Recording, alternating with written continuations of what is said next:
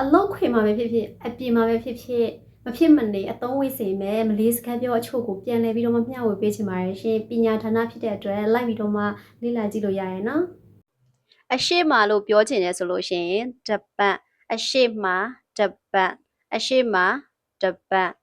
အနောက်မှာလို့ပြောချင်တယ်ဆိုလို့ရှိရင်ဘလကန်အနောက်မှာဘလကန်နောက်မှာဘလကန်အပေါ်မှာအတက်စ်အပေါ်မှာအတက်စ်အောက်မှာလို့ပြောချင်တယ်ဆိုလို့ရှိရင်ဘာဝအောက်မှာဘာဝအောက်မှာဘာဝအပြင်မှာလို့ပြောချင်တယ်ဆိုလို့ရှိရင်လွှာအပြင်မှာလွှာအပြင်မှာ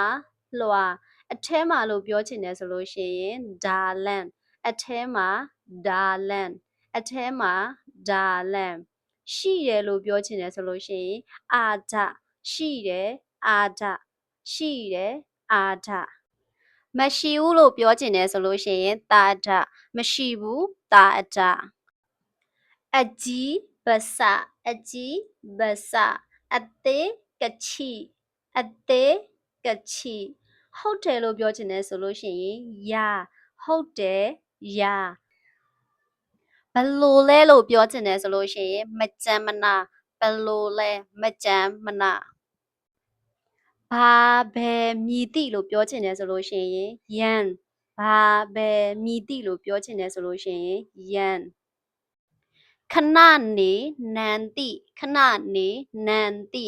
စောင်းဆိုင်သည်တွန်ကူစောင်းဆိုင်သည်တွန်ကူဒီမာစီနီဒီမာစီနီသူဒီယာသူဒီယာသွားသည်ပကီသွားသည်ပကီမပြီးသေးဘူးဆိုလို့ရှိရင်ဘလွန်မပြီးသေးဘူးဘလွန်ပြီးပြီဆိုလို့ရှိရင်စူဒပြီးပြီ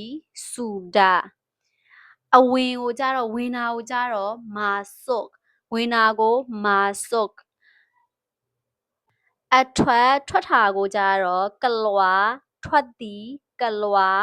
ထွက်သည်ကလွာ